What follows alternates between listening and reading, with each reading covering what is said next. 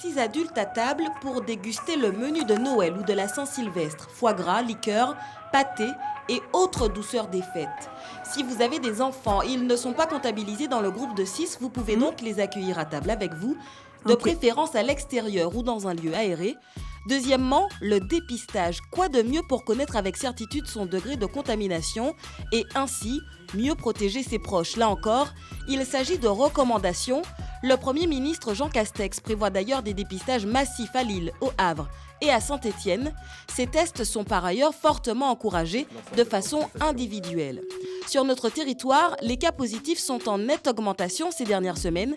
Certains viennent d'ailleurs se faire dépister spontanément. Sur la première semaine, les prévisions vont nous donner un volume de dépistage entre 4500 et 5000 pour le mois de décembre. Donc on va se retrouver dans la situation du mois de juin ou du mois de septembre où on a fait l'équivalent en dépistage. Comme ces derniers temps, j'étais un peu malade, donc j'ai fait un test la semaine dernière qui était négatif, mais mon médecin m'a dit de repasser aujourd'hui, le refaire. Donc, voilà.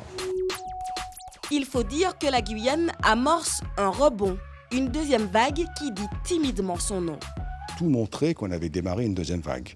Aujourd'hui, on a un taux qui reste assez supérieur à ce qui est accepté, puisqu'on a un R supérieur à 1. Dans certains cas, dans certains coins, on a supérieur à 1,3, 1,4. Donc ça annonce une deuxième vague. Alors maintenant, est-ce que cette deuxième vague elle sera aussi importante que celle qu'on a eue, quand même en juin? Ça, on ne peut pas vraiment le dire. Forte ou pas forte, la deuxième vague est donc bien là. Alors pour les fêtes, les familles s'organisent. On fait les fêtes entre nous-mêmes. Il n'y a pas d'invitation, c'est entre nous. On habite là, on reste là et on est ensemble, c'est tout. Certains d'entre vous vont se faire dépister pour savoir et pour ne pas contaminer les autres? Eh ben non, puisqu'on ne cherche pas, on ne fait pas de folie, donc on ne cherche pas à se dépister.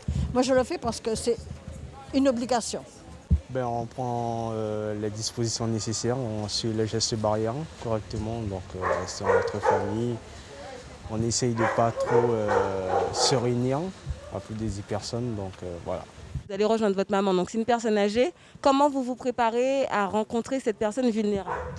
Eh bien, écoutez, déjà en faisant le test avant de partir, et puis en arrivant, garder le masque et puis ne pas se toucher, voilà. Éviter les contacts à tout prix. Les gestes barrières restent l'ultime rempart face au virus.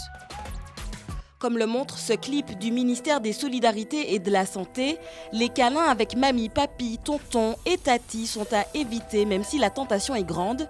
Avec un bisou, le risque de faire circuler le virus l'est tout autant. Ça remonte, ça va aller. On peut tous être touchés, alors on doit tous se protéger. Ensemble, continuons d'appliquer les gestes barrières.